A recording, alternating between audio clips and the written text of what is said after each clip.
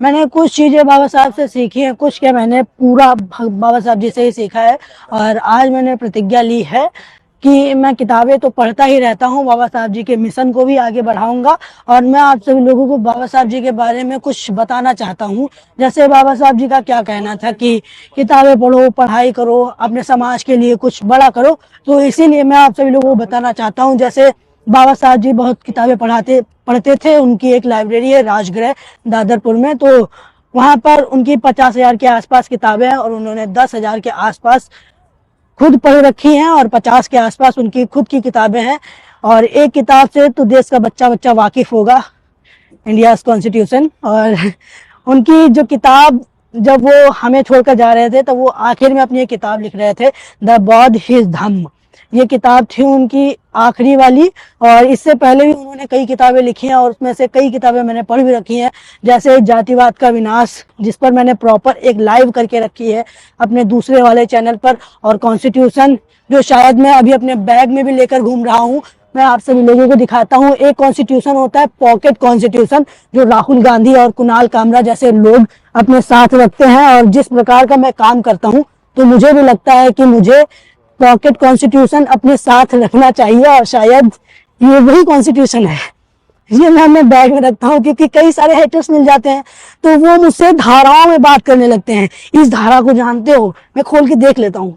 पूरे social media पर कहा जा रहा है कि 14 साल के बच्चे से सरकार डर गई है, एफआईआर हो गई है और तुलना अभिनव अरोड़ा से की जा रही है। मेरी उम्र 14 साल है और मैंने एक वीडियो बनाई थी जो कि इतनी धारदार थी कि इंस्टाग्राम से कट छट कर एक्स पर कुछ गलत कारणों की वजह से बहुत ज्यादा वायरल कर दी गई थी। गलत कारण तो मैंने एक बड़े क्रिएटर को उनके वकील के जरिए शेयर कर दिए हैं, शायद वो वीडियो बनाए तो पता चलेगा। वैसे इस पर तो मैं कुछ बोल भी नहीं सकता, आप इतना मान लो कि वो गलत कारण मोदी जी भी करते रहते हैं।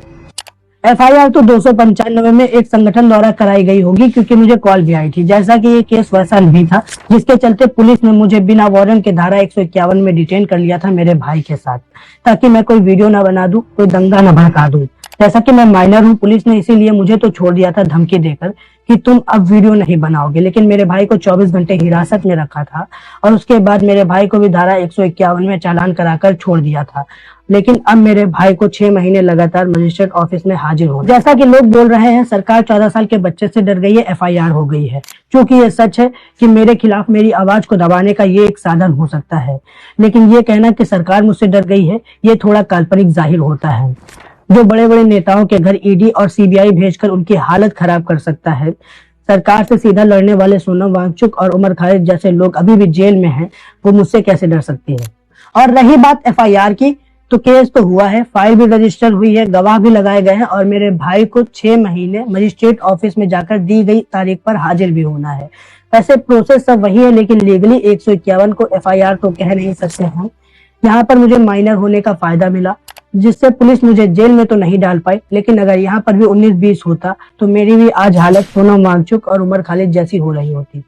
क्योंकि मेरा समाज और मुझसे जुड़े लोग बहुत ज्यादा सपोर्टिव हैं, बड़े बड़े क्रिएटर्स, पत्रकार, पुलिस अधिकारियों से लेकर नेता तक, और इसमें मेरे वकील बंधु भी शामिल हैं, जो कि मुझे समझाते रहे कि 151 कोई बड़ा केस नहीं है, इसमें तुम वीडियोस बना सकते हो। और भारत में बोलने की आजादी प्लेट में रखी मलाई की तरह तो है नहीं कि कोई भी आए और ले ले। भारत में बोलने के लिए तुम्हें लड़ना पड़ेगा, वो आजादी तुम्हें छीननी पड़ेगी। इसके लिए तुम्हें मेंटल प्रेशर से लेकर शारीरिक उत्पीड़न भी सहना पड़ सकता है। और ये बात सच भी है, शारीरिक उत्पीड़न का तो पता नहीं, लेकिन मेंटल प्रेशर तो बहुत ज्यादा सहना पड़ा। रात रात भर मुझे नींद नहीं आई है, 1-2 बार तो दवाइयां भी लेनी पड़ी हैं। मेरे ऊपर कुछ होता, मुझे जेल में डाल दिया जाता, वो दूसरी बात थी। लेकिन मेरे भाई के साथ ये होना मुझे बहुत ज्यादा दर्द दे गया। यहाँ पर मैं टूट रहा था, इस बीच मेरे साथी मेरे साथ खड़े रहे, लोग लखनऊ आकर मुझसे मिलते रहे, वीडियो कॉल पर बात करते रहे, जिसने मुझे बहुत ज्यादा बाउंस बैक किया। तो जितने भी भाई मेरे साथ खड़े रहे उनका बहुत बहुत धन्यवाद, जिन्होंने मेरा समर्थन किया उनका बहुत बहुत धन्यवाद। और इस बीच सैकड़ों बार मैंने सिद्धू पाजी का गाना 295 सुना। मुझे लग रहा था कि सिद्धू पाजी ने गाना सिर्फ मेरे लिए गाया है।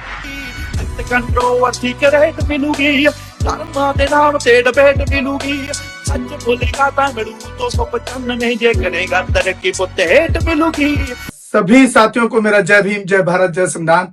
मैं बहुजन Dastak news and constitution channel से गौतम रत्ना। साथियों, एक 14 साल के बच्चे पर, जो लखनऊ का रहने वाला है, और वो बहुजन महापुरुषों पर वीडियोस बनाता है और बहुत पढ़ाई करके क्रांतिकारी उसके वीडियो होते हैं, क्रांतिकारी विचार होते हैं, पूरे देश के युवाओं को, देश के लोगों को, वंचितों को बदलने के लिए, अंधविश्वास पाखंड से निकालने के लिए। उसके ऊपर ये योगी और मोदी सरकार ने FIR कर दिया।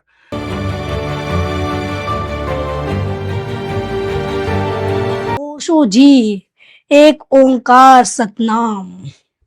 तो मैं आप लोगों को बता देता हूं कि मेरे पास ओशो जी की कितनी किताबें हैं।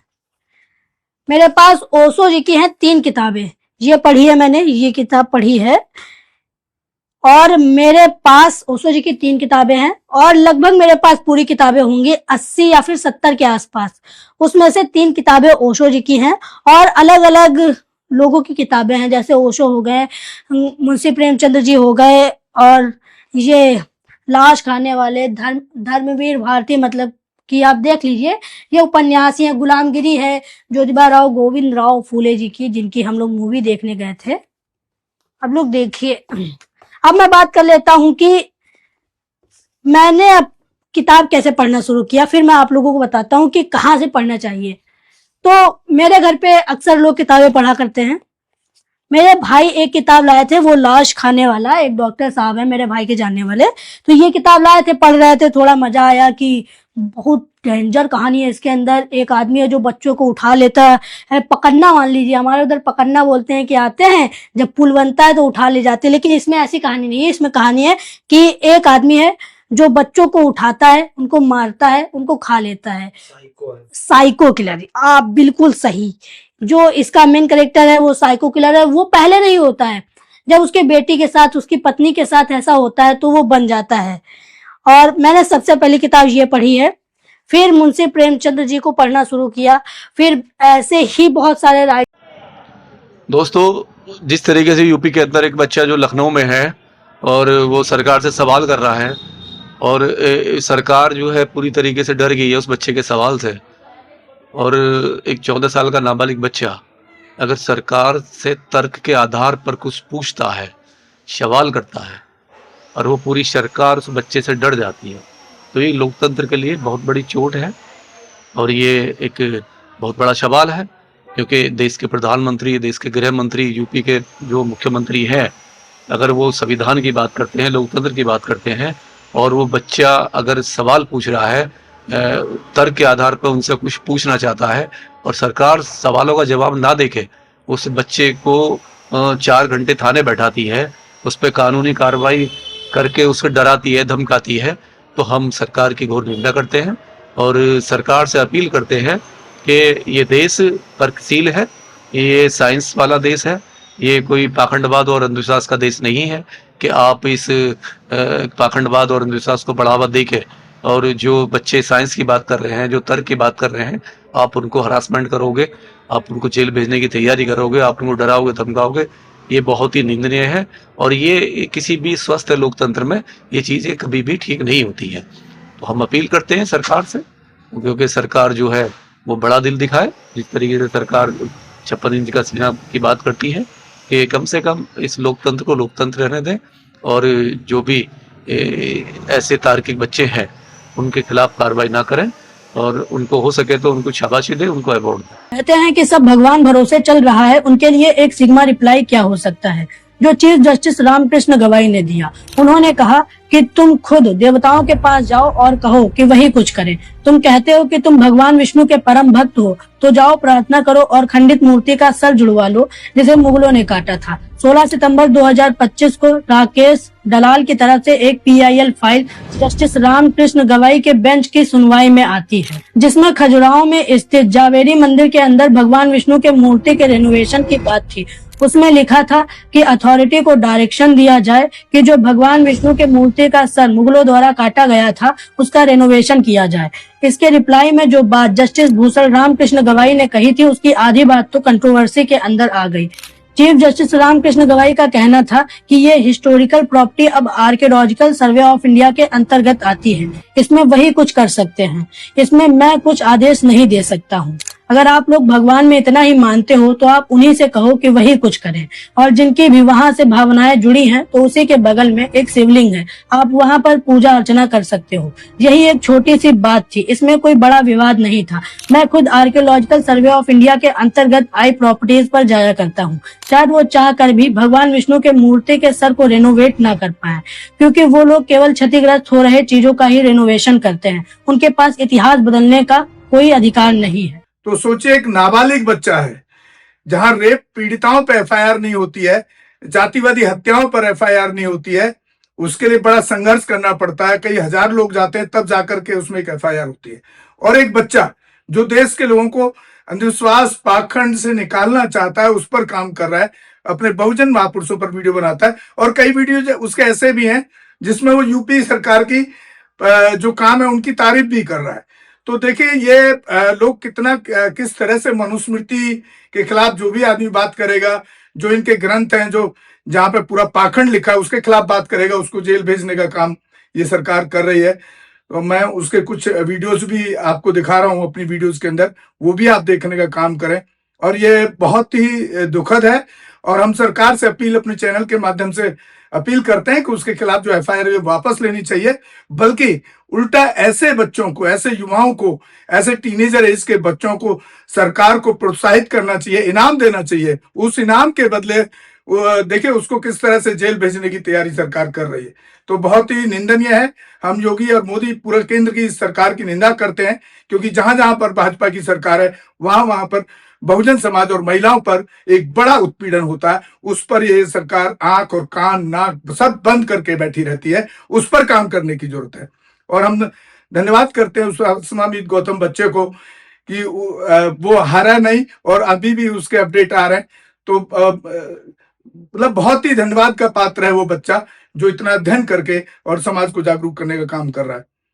दोस्तों, मेरे पिताजी अभी देश के एक ऊंचे पद पर पहुंच गए हैं और मेरी उम्र भी अभी 15 साल हो गई है। तो मैं उनसे कहकर अपने आप को देश के राजकुमार की उपाधि ले लूंगा। और इतना ही नहीं, एक सिक्का भी जारी करवाऊंगा जिस पर डोरेमोन की फोटो छपी होगी। और मैं सोच रहा हूँ अपनी फोटो के साथ डाक टिकट की व्यवस्था करवा लूं। आप लोग सोच रहे होंगे बौखला गए हो क्या, कुछ ढंग का काम करो तभी ये सब हासिल होगा। लेकिन अपने देश में ऐसा कुछ करने की जरूरत नहीं है। आरएसएस वालों के लिए तो बिल्कुल भी इसकी आवश्यकता नहीं है, क्योंकि आरएसएस वालों ने अपना एक आदमी देश के ऊंचे पद पर पहुंचा दिया है। तो जो आरएसएस वाले अब मांगेंगे वो उन्हें मिल जाएगा। तभी तो आरएसएस के 100 साल होने पर हमारे देश के प्रधानमंत्री के तरफ से बड़े पुरस्कार देने की बात चल रही थी, जैसे डाक टिकट। अब पूछोगे डाक टिकट किस लिए? डाक टिकट आरएसएस के स्वयं सेवकों की राष्ट्रभक्ति को दर्शाता है। इनकी राष्ट्रभक्ति है जैसे देश में दंगे भड़काना, हिंदू मुस्लिम करवाना, देश में अशांति बनाए रखना, बीजेपी को वोट दिलवाना। इसी के साथ साथ अपने देश में 100 रुपए का सिक्का भी जारी किया जाएगा, जिसमें एक तरफ अशोक एम्बलम होगा और दूसरी तरफ भारत माता। भारत माता के हाथ में भारत का तिरंगा झंडा नहीं बल्कि भगवा झंडा होगा, जो कि आरएसएस की हमेशा से मंशा रही है। आरएसएस वालों ने कभी भी तिरंगे का सम्मान नहीं किया है, हमेशा से अपमान करते आए हैं और अभी भी कर रहे हैं। इतना ही नहीं, आरएसएस के संस्थापक डॉक्टर केशव बलिराम हेडगेवार को भारत रत्न देने की मांग पर विचार चल रहा है। ये सभी बातें स्कूल के सिलेबस में डालने की बात चल रही है। अभी ये सुनकर बड़ी हंसी आ रही होगी, लेकिन आगे चलकर ये तोड़ मरोड़ कर इतिहास बन जाएगा, जिसे हम सभी लोग तो जानते हैं कि ये झूठ की दीवार पर खड़ा है। लेकिन जो बच्चे इसे पढ़ेंगे वो तो इसे सत्य ही मानेंगे। एक ऐसी संस्था का इतिहास जिसने हमेशा अपने देश को नुकसान ही पहुंचाया है, ज्यादातर गलत काम ही किए हैं, कभी भी इससे अपने देश को फायदा नहीं हुआ है, फिर भी इसे इतना सम्मान देना प्रधानमंत्री जी द्वारा आरएसएस को एक्स्ट्रा फायदा पहुंचाने की ओर इशारा करता है। जो सोशल मीडिया पर घटनाक्रम गुजरा उसे देखकर एक बात जरूर साबित हो गई है कि रटने वाले तोतों की कीमत आज भी उतनी ही है जितनी पहले हुआ करती थी। धार्मिक दृष्टिकोण से करोड़ों में और सामाजिक दृष्टिकोण से 2 कौड़ी की। आप भले ही धर्म का लेप लगाकर खूब फूल मालाएं पहनाओ, लेकिन समाज के लिए इनका योगदान शून्य ही रहने वाला है, क्योंकि अब ना ही मंत्रों से खाना आता है और ना ही शत्रुओं को हराया जा सकता है। अभी मैंने पढ़ा जैसे देवव्रत महेश रेखिया ने अपने पिताजी के सानिध्य में 5 साल की उम्र से 19 साल की उम्र तक यजुर्वेद के 2000 मंत्रों को रटकर उन मंत्रों को दंड क्रम से 50 दिनों में पूरा किया। ऐसा ही 200 साल पहले वेद मूर्ति नारायण शास्त्री देव ने भी किया था, और इससे पहले भी 2 लोगों ने किया था इस क्रम को। और बहुत सारी रिसर्च करने के बाद मुझे पता चला कि ये सभी लोग पृथ्वी पर एक गुरुकुल में शिक्षण का कार्य करते हुए चले गए। इनमें से कोई भी आइंस्टाइन, ओपेनहाइमर और अब्दुल कलाम नहीं बन पाया। और अभी जिस तरह से हमारे देश के प्रधानमंत्री से लेकर उत्तर प्रदेश के मुख्यमंत्री तक धर्म प्रचारक बनकर देवव्रत महेश रेखे को सम्मान देने में लगे हैं, ऐसा इन्होंने कभी भी किसी भी कला, खेल या फिर विज्ञान के क्षेत्र में काम करने वाले व्यक्ति को नहीं दिया होगा। और आप सभी लोगों को लग रहा होगा क्या ही बड़ा काम किया होगा, हिंदू हैं, हिंदुत्व को बढ़ावा देने के लिए ये काम कर रहे हैं, लेकिन नहीं, ये काम करना चाहिए किसी मठ में बैठकर, ना कि सीएम या पीएम की कुर्सी पर बैठकर। इससे इंस्पायर होकर न जाने कितने गोलू मोलू बच्चे राधे राधे करते स्कूल में घुस जाते हैं और पढ़े लिखे वैज्ञानिक बच्चों के सामने धर्म का प्रचार करने लग जाते हैं। अभी बहुत सारे गिरगिटानंद और पूजनीय प्रेमानंद हो गए हैं, अब हमें ये नहीं चाहिए। अब हमें हदीसें और मंत्रों को रटने वाले लोग बिल्कुल भी नहीं चाहिए। अब हमें वैज्ञानिकों की जरूरत है, क्योंकि अब हमें सड़कों पर काम करते ह्यूमनॉइड रोबोट चाहिए, चाइना की तरह बॉर्डर रक्षा करने वाले रोबोट चाहिए। हमें हर जगह टेक्नोलॉजी चाहिए, क्योंकि अब मंत्रों के जाप से देश नहीं चलते मित्र। भले ही देवव्रत का काम सराहनीय है, उसके लिए उसके गुरुजन काफी हैं। जैसा हमारे संविधान में लिखा है, हम भारत के लोग, तो पॉलिटिकल पार्टियों को भारत के लोगों के लिए काम करना चाहिए। देवव्रत को गुरुकुल में और उसके समाज में सम्मान मिले, बहुत अच्छी बात है। किंतु अगर हम वेदों को रटने वाले मॉडल को देश का रोल मॉडल बनाएंगे तो 2047 तक हम विश्व गुरु तो नहीं बल्कि वेद गुरु बनकर रह जाएंगे। तो हमारे देश का रोल मॉडल देवव्रत महेश रेखे या अभिनव अरोरा जैसे लोग नहीं बल्कि पूजा पाल होंगी, जिन्होंने 12बंकी में धूल रहित थ्रेसर मशीन का मॉडल बनाया और जापान गई। इसके अलावा हेमेश शदलवादा, मैदान त्रिवेदी, सुहानी चौहान, आनंद सिंह, विनेशा उमाशंकर, ये वो लोग हैं जिन्होंने विज्ञान में महारत हासिल करके रखी है और इनके काम के बारे में हम लोगों को तनिक भी जानकारी नहीं है, क्योंकि इनको पीएम और सीएम ने देवव्रत की तरह मंच नहीं। देश में लोग हैं, माता पिता इतने अंधविश्वास में पड़े हुए हैं कि वो चीज वो अपने बच्चों के अंदर भी डालते हैं। जैसे ओशो ने अपने एक प्रवचन में कहा था कि एक शराबी बाप से बहुत ज्यादा खराब एक अंधविश्वासी माँ है। जैसे शराबी बाप है, शराब पिया मर गया, क्या वो बच्चे को थोड़ी ना सिखा के जाएगा। ये अंधविश्वासी माँ होती ना, ये अपने बच्चे के अंदर डालती है। वैसे ही अगर आपके घर में भी ऐसा कोई है तो वो तो बताएगा ही कि ये व्रत रखो, वो व्रत रखो, लेकिन उसमें दूर हटने के लिए किताबें पढ़ सकते हैं। किताबों को पढ़ने के बाद ही ज्ञान आता है। ओशो ने जब 1000 के आसपास किताबें पढ़ी तब उनके अंदर कुछ भौतिक विकास हुआ और फिर उन्होंने किताबें पढ़ी, किताबें लिखी और आज हम उनको रजनीश ओशो के नाम से जानते हैं। आज उनका एक ओहदा बन के रह गया है कि आप किसी आस्तिक के सामने अगर ओशो का नाम ले लेंगे, कहेंगे इससे दूर कर दो मुझे, ये पागल कर देगा। बहुत सारे बाबा हैं जो कि कहते हैं कि किसी के भी चक्कर में पड़ जाओ लेकिन नास्तिकों के चक्कर में मत पड़ना, और ओशो कहते हैं मुझे नास्तिकों की ही तो तलाश है। और साथियों, इसी के साथ मैं आपसे विदा लेता हूं। जय भीम, जय भारत, जय संविधान। आप हमारे दोनों ही channel Bahujan Dastak news and constitution को ज्यादा से ज्यादा देखें, शेयर करें, सब्सक्राइब करें और हमारे चैनल, हमारे फेसबुक, इंस्टाग्राम, ट्विटर पेज को भी फॉलो करें और हो सके तो एक आर्थिक चैनल को भी सहयोग करें। धन्यवाद साथियों। जय भीम, जय भारत, जय संविधान, नमो बुद्धाय। हमारे चैनल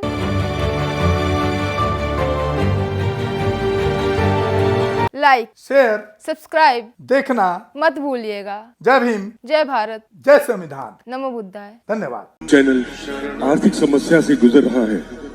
अगर आप बहुजन समाज में बाबा साहेब अम्बेडकर और तथागत बुद्ध की विचारधारा को अधिक से अधिक लोगों तक पहुंचाना चाहते हैं तो हमें आर्थिक सहयोग प्रदान करें, ताकि हम अपने चैनल के माध्यम से देश विदेश में समता, बंधुता, एकता और संवैधानिक अधिकारों को ज्यादा से ज्यादा लोगों तक पहुंचा सकें। आप अपनी सहायता राशि नीचे लिखे खाते में जमा करा सकते हैं। खाता धारक गौतम रत्ना, खाता संख्या 3169576865 IFSC कोड SBIN 0060336, बैंक भारतीय स्टेट बैंक। आप हमारे बैंक खाते का विवरण स्क्रीन पर भी देख सकते हैं। जय भीम, जय भीम। मैं गौतम रत्ना गौतम फिल्म्स प्रोडक्शन में आपका स्वागत करता हूं। आप हमारे प्रोडक्शन हाउस के अंदर अपना कैरियर बना सकते हैं as a film director, as a producer and actor and actress and editor and cinematographer also. अगर आपको फिल्म से रिलेटेड कुछ भी प्रोजेक्ट आपको बनवाना है तो हमारे पास में पूरा सेटअप है, जिसमें फिल्म कैमरा है, शूटिंग लाइट्स है और एडिटिंग है। सारा A to Z एक ही जगह पर आपको हमारे यहाँ पर मिल जाएगा। तो दोस्तों आप हमें कांटेक्ट कर सकते हैं हमारे नंबर्स पर 9810085714